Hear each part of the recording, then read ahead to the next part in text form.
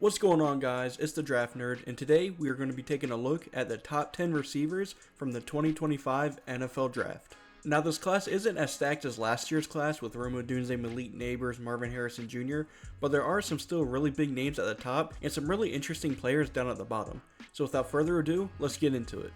Alright, coming in at number 10, we got Evan Stewart, the receiver from Oregon, who formerly played for Texas A&M, and he's 6 foot, 175 pounds, which, isn't the ideal size for a receiver, at least in my books, but I do have a top 100 grade on him, and we're just going to get right into the pros. I think he's got really good long speed, which, you better have some good long speed if you're only 175 pounds, but I do think he's got, enough long speed to, take at the top off of the defense if he gets a free release. I think he creates really good separation on slants and really just short routes in general. Like slants, quick ins, quick outs, zig routes, choice routes even. Anything that has to do with changing direction, I think he's really good at. It creates a lot of separation on slants routes especially. And I think he sells the deep route on comebacks very, very good. Almost every comeback route I've seen him do, I was convinced he was going deep, and then he was able to flip his hips and turn around and come back to the ball, hence comeback route. I thought he did that really, really good, probably one of the best in this draft class that I've watched so far. But then there's some bad to Evan Stewart's game as well. For one, like I talked about earlier, he's built like a stick, 175 pounds, and that's a generous 175. I think he's more like 170. That's just not going to get it done in the NFL. For the most part, there are some outliers like Tank Dell, Devontae Smith. There's some outliers, but you're not going to be a full-time outside receiver at 175. And even in the slot, if you get matched up against a press man or more physical corner, Evan Stewart's dead in the water. He didn't force a single missed tackle in 2023, which means obviously if you can't make someone miss after the catch, you're pretty ineffective. He might be able to outrun some guys once he gets the ball into his hands, but at that size, you need to be able to make people miss. You need to be shifty after the catch, and I didn't see it with Evan Stewart last year. And then lastly, I think his hands are inconsistent, especially through contact. You could really see when he was getting thrown balls, where there was traffic around him, he was really bracing for that impact and not, fully focusing on catching the ball, which led to some drops through contact. And, just in general, his hands are a little iffy, but especially through contact. So overall, I think Evan Stewart has some really big potential, especially with his route running. But he just needs to gain some weight, add some more physicality throughout his game, and I think he'll be fine. Alright, coming in at number 9, I think this may ruffle some feathers, but I do have Isaiah Bond, formerly the Alabama receiver, transferred to Texas. And he's 5'11", 182, so a little bit bigger than Evan Stewart, but still a little bit on that smaller side. But I do have a top 75 grade on him, so even though you see that number 9 ranked receiver, he's a top 75 player and a fringe, round 2 type of guy for me. So I'm not that low on Isaiah Bond, I like some other receivers ahead of him. Overall, Isaiah Bond's an athletic freak. That's kind of his name to fame. Great long speed, accelerates to that top speed very fast. He gets in and out of his breaks super crisply, and he has reliable hands. So, everything to do with athletics like speed burst and change of direction, I think he's phenomenal at. I think his route running is, good enough. His deep routes, I think, are exceptional because he has that acceleration to him to where he can just blow by, more slower defenders at the college level. But the reason I have a C+ for his release is if a defender gets hands on him, it's wraps for him for the most part. I don't think he's got to develop, release package at all. Like I said, if they get hands on him, he's for the most part dead in the water. He just doesn't play with enough physicality throughout his routes. And that was the thing that, smaller receivers like Devontae Smith did really well. He wasn't, getting knocked off his routes like I've seen Isaiah Bond and Evan Stewart. They're getting knocked off their routes when they get hands put on them. I think he could add some weight. 182's, it's not terrible. I think if he comes into the, combine at 185, it's not going to raise any eyebrows, but, getting up to, 185, 190 wouldn't hurt. He might be only a slot player, especially if he doesn't work on, being able to beat press man coverage, which I think he struggled with at Alabama. And I don't really think he goes up and attacks the ball in the air. He was 1 for 5 in contested catch situations last year. That's just not really his game. He's not going to, be able to climb the ladder and snag the ball. But overall, his hands are really nice with a 3.9% drop rate, which is very, very good. But, he's not going to go up and, snag balls out of the air. But he's got really reliable hands. And overall, I think Isaiah Bond's a really good player. There's just some other guys I like a little bit more than him. With one of those players being number 8, Deion Burks, the player formerly from Purdue, now at Oklahoma. And again, a little bit smaller of a player. As you'll see as this list goes on, I do prefer, a little bit of bigger players. He's 5'9", 190, and I got a top 75 grade on him. And he's in that mold of a Wan'Dale Robinson, Rondale Moore, who else? Tutu Atwell maybe. Like, he's one of those smaller, shiftier, just like built guys who's, really good after the catch. Some of the pros I got with him, super quick and shifty, especially after the catch. He's able to create separation on short routes, just, shifty in general, crisp in and out of his breaks, good vertical slot option. I think he's got the speed to be a deep option, and he played a lot on the outside at Purdue. Don't necessarily think he'll be able to win on the outside in the NFL, just because of that size. 5'9", playing on the outside isn't ideal. But regardless, I think he could be a vertical slot option, really good on slot fades. I think he can make you miss after the catch, like I said. The things that I, get hung up on a little bit with Deion Burks is, he's on the shorter side, obviously, 5'9", relegated to the slot, more than likely. He's a non-factor in contested catch situations. Again, not his game. 5'9", you're not going to be, climbing the ladder and snagging balls. Although he did have 25 contested catch targets, only came down with 6 of them, which is a 24% contested catch rate, which isn't terrible, but in the NFL, I don't think that's going to translate as much. Again, he played a lot on the outside at Purdue, which gave him a lot of opportunities to, have contested catch targets. And then he just has concentration drops in general. His hands aren't, the most reliable, with a 14.5% drop rate, which anything over that 10% drop rate is not ideal. 14.5 is a little bit concerning. If you're not going to be able to, securely catch the ball, that's, NFL teams are not going to like that. So I think he needs to, 1, work on his hands, and 2, just, really refine his route running, because I do think he's going to be relegated to that quote-unquote gadget slot option, but I think he could be really valuable in that role. If you want even more draft content and my full 2025 draft guide, my Patreon is the perfect thing for you. You'll get access to all of my player rankings, which are updated daily, plus you'll get to see my full summer eval on players, advanced stats on players, and my draft grades on them as well. Not to mention weekly mock drafts and mock draft reactions. It's the best way to support me and the channel, not to mention it's only $5. Again, only $5. You can't even get a Big Mac for that price anymore. So what are you waiting for? Click the link in the description or the pinned link in the comments, and join the family over there on Patreon. Now, back to the video. Coming in at number 7, again, a really small receiver, and Tez Johnson, the receiver out of Oregon. 5'10", 160. I mean, we're getting in Tank Dell range at 160. You gotta put on some weight at 160. But I still think he's a top 75 player, because I'll get into some of the things he's very, very good at. And one, again, just like a lot of these other guys we've talked about, super quick, super shifty off the line of scrimmage. If a defender doesn't get hands on him, at the release point, it's wraps. The defender's dead in the water, because he's just so quick, so shifty. He's able to accelerate on a dime. He had a very, very productive season in 2023 with just under 1,200 receiving yards, and that's with Troy Franklin on the team last year, which was, should have been higher than a, 4th round draft pick. I think he should have been a 2nd round draft pick, but regardless, he had a very productive receiver alongside him and still was able to put up around 1,200 receiving yards. I think he's super slippery once he gets the ball into his hands. He almost becomes more dangerous after the catch than, before the catch. So you really got to focus on, getting him to the ground. And I think, like I said, he's got really creative release packages. He does a good job at, just beating defenders at the release point. If they get hands on him and, they're a physical cornerback, that gives Tez Johnson some problems. But overall, I think he can beat a lot of press coverage. Some of the cons I got with him, though, is obviously that size. Got to get up to at least 175, Tez. You got to. I think he's a non-factor when defenders get hands on him. Again, he does a decent job, but for the most part, if you're a physical press man corner, you're going to match up pretty well with Tez Johnson. And then he's just simply not big enough to go up and get contested balls, which obviously that's not his game. That's not going to be his game in the NFL. But just for reference, he was 2 for 4 in contested catch situations. And again, not even that many contested catch targets with 4. I think Oregon and Bo Nix knew that wasn't his game, so why would you, throw him a 50-50 ball?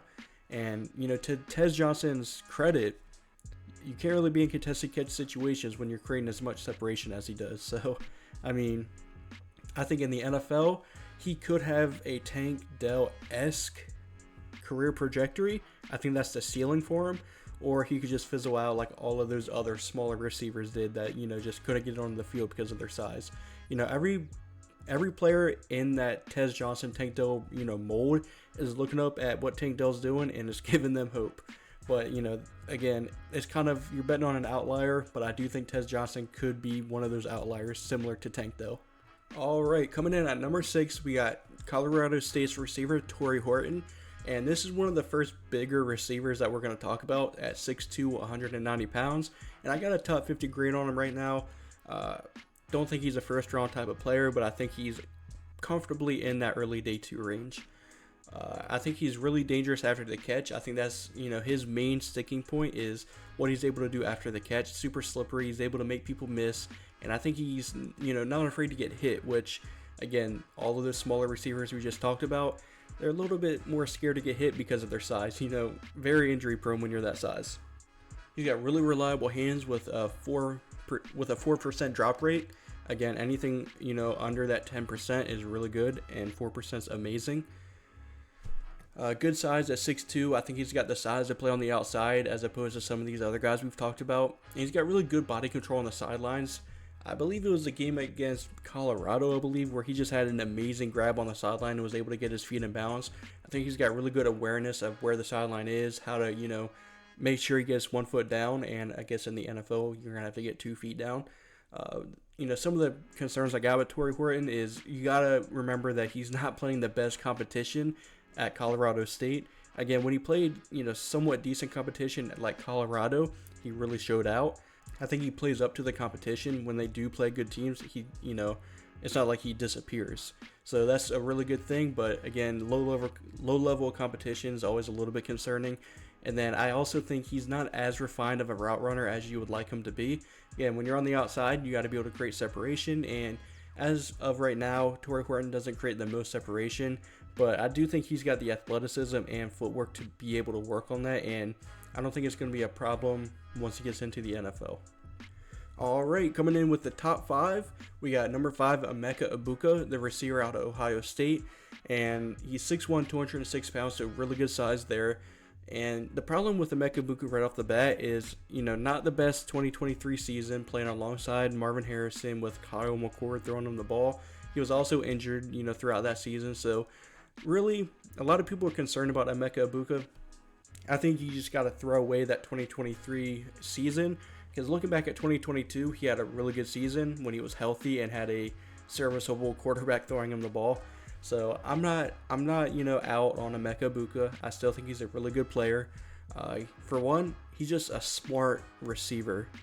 A lot of these guys are, not the most refined when it comes to awareness and the mental aspect of playing the receiver position.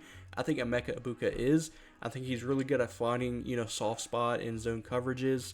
I think he's got really good release packages, super shifty in the slot and, just on short routes in general, similar to Evan Stewart. Slant routes, zig routes, quick ins, choice routes, those are Egbuka's bread and butter. And he's really creative after the catch. He's got really good contact balance at 6'1", 206. That's a good size to be able to almost become like a running back once you get the ball into his hands.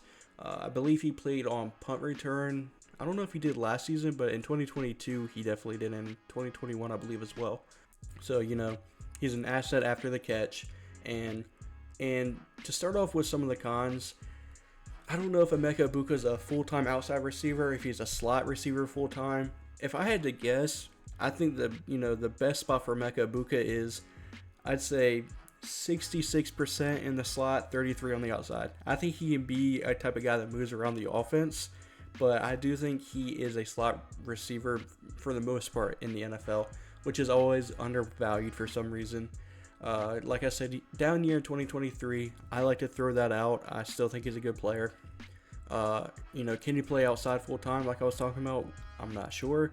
Athletically, he's nothing special. I think he's got, pretty good change of direction and good burst, but his long speed isn't anything special. Similar to, I believe, his former teammate. I think they crossed paths in JSN. A really shifty, bursty type of guy, but his long speed was nothing special at all. I think that's similar to what Egbuka is. And then he didn't really have the best contested catch rate. I don't think he's going to be a contested catch player, which is another reason I think he's, somewhat more of a slot player. But overall, I think Egbuka is a really smart player, and I would be surprised if he didn't, carve out a role in the NFL. Alright, coming in at number 4, we got someone who I think is flying a little bit under the radar at this, summer scouting process, and that's Tre Harris from Ole Miss. He's 6'2", 205 pounds, so, good enough size, and he's a top 50 player for me, and when I first watched him, I thought he was a first-round player. I watched a little bit more of him, and I, bumped him back a little bit. I wanted to pump the brakes on him a little bit, but I'm a big fan of Tre Harris, and this is probably going to be a my guy throughout this draft process, similar to how Troy Franklin was last season. First of all, athletically, he's nothing special, but, I think he's athletic enough to be an outside option. I think he's got, a good enough release package to be a deep threat and, beat press coverage. I think his release packages are probably the best part about his game. Like I said, I think he could be an X receiver for a team, or I think he could be an outside receiver. Maybe not an X number 1, but I think he could be an outside receiver. He's good in contested catch situations. He's able to jump up, snag the ball with physicality. He was 10 for 28 on contested catch situations, which is a 35%, which isn't the best, but from the tape I've seen, he showed the ability to do it, which is all you really need. And, I think that could improve in 2024 and when he gets to the NFL. He's got reliable hands in general with a 5.3% drop rate. So, again, anything under or around that 5%, really good. It starts getting a little iffy the closer you get to 10 and once you get over 10%. Some of the downsides with Tre Harris is he's an average athlete. Like I said, he's not a bad athlete, but I wouldn't, consider it, a pro to his game. He doesn't use his hands to break press. Like I said, really good release package footwork-wise, but he needs to be able to use his hands to kind of swipe away the hands that defenders are inevitably going to be putting on him. And lastly, he's not going to, make you miss after the catch. He's nothing special after the catch. I don't think he's, necessarily bad, but he's one of those receivers who just turns into a track athlete once he gets the ball into his hands, and he's just going to, run upfield. He's not going to try to make you miss, which, isn't a terrible thing. But overall, I'm just a really big fan of Tre Harris. I think he's a little bit slept on throughout this draft process so far, and I hope a lot of people, start to come around to Tre Harris.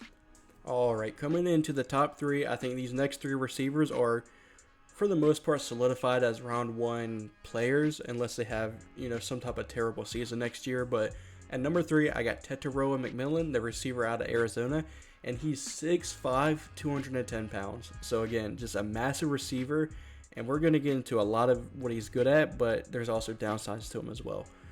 Starting off with the good, contested catch is off the charts, amazing, probably one of the best I've ever seen. He was 17 for 34 in contested catch situation, which is 50%. And when you're getting that much volume with contested catches and you got a 50% contested catch rate, that is phenomenal. He's able to control his body and, really just jump up in the air, and he's bigger than any cornerback that he's going to be going up against at 6'5", so he's just got to come down with it, and he does a lot of the times. 2.2% drop rate is one of the lowest I've seen in a while. If he's open, he's not dropping the ball. He's got some of the stickiest hands I've ever seen in my life. I think he's got solid top end speed. He takes a little while to build up to that top speed, but he's a bit of a long strider, but once he gets to that top speed, he's, pretty fast. And with all that put together, he's going to be a very scary red zone target. He's going to be really good on, goal line fades and anything like that. I think he's going to get a lot of touchdown production next year and when he gets to the NFL. And I think he could have a similar career projection like a T. Higgins and, a guy from last year's draft class in Keon Coleman. I don't necessarily think he's the athlete that Keon Coleman was, but again, contested catch, god, and, just really reliable hands, similar to Keon Coleman. but he is a bit of a below average athlete when it comes to his movement skills, and his acceleration is nothing, flashy or anything to write home about. I don't think he creates a lot of separation on his routes, similar to a guy like Keon Coleman last year.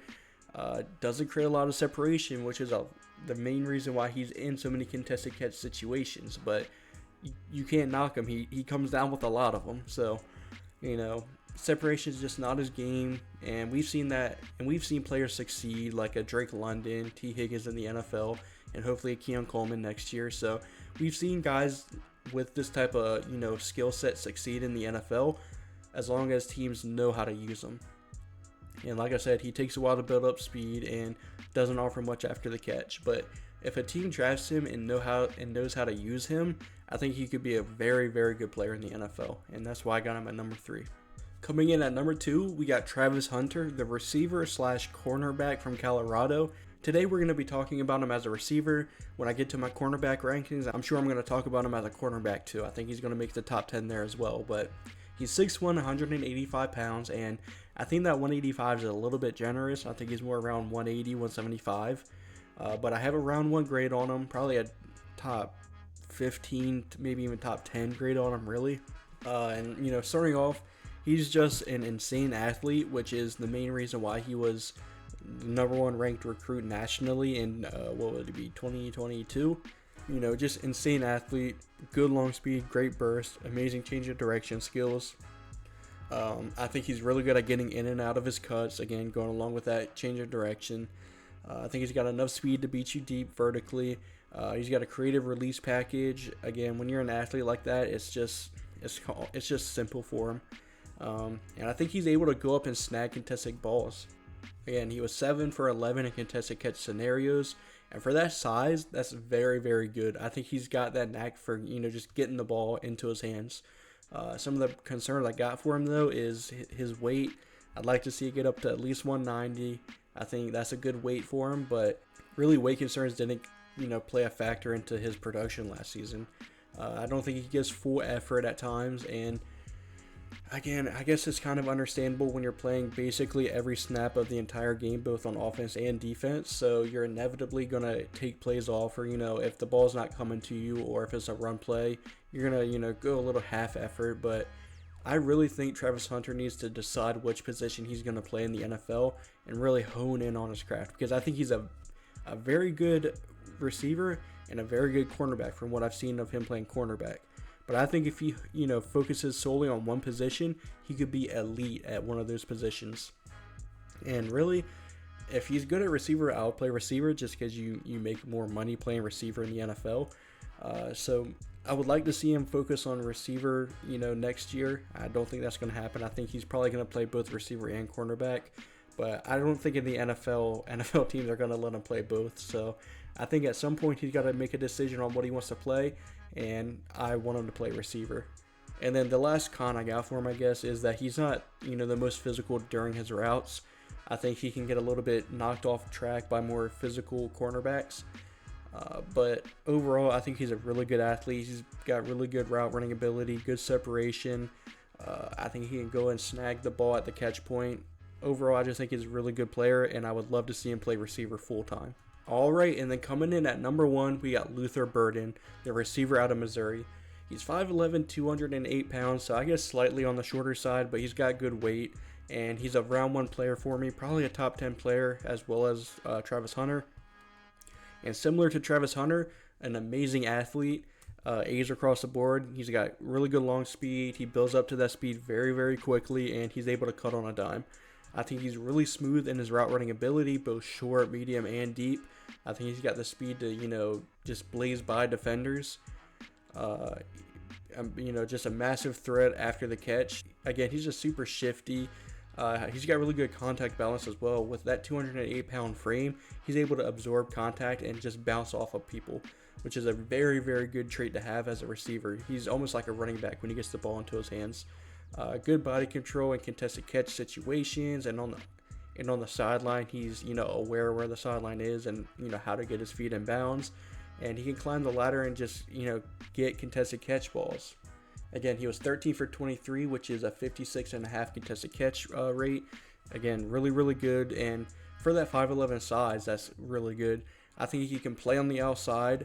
I think, he's probably most suitable for that slot receiver option, but I think he could be like Justin Jefferson, where he can play all over the offense, whether that's slot, outside, get him in motion. I think he's going to be great at all of that. Some of the problems I got with him, though, is he's got really low effort at times, similar to Travis Hunter, except Luther Burden doesn't play defense, so it's a little bit more inexcusable. And I think he relies a little bit too much on his athleticism when creating separation. I think he could be a little bit crisper in his routes, especially on, cuts and stuff, because he's got the change of direction skills to be a good route runner, but again, maybe it goes into his low effort. He just looks a little bit lazy and doesn't create as much separation as I think he could. But other than that, he's just a really good prospect. I mean, it really just comes down to his effort issues, for me, and I think that'll hopefully get coached out of him either next year or when he gets to the NFL. So I think he's a top 5 player for me, and I wouldn't be surprised if he goes, within those top 10 picks next year. But yeah, that's going to do it. Let me know what you guys think of my list. Any guys that I missed out on or didn't, include on this list, let me know about them. You can always support the channel a little bit further by going to my Patreon and, getting my full draft guide. But with that being said, I'm the Draft Nerd, and thanks for watching.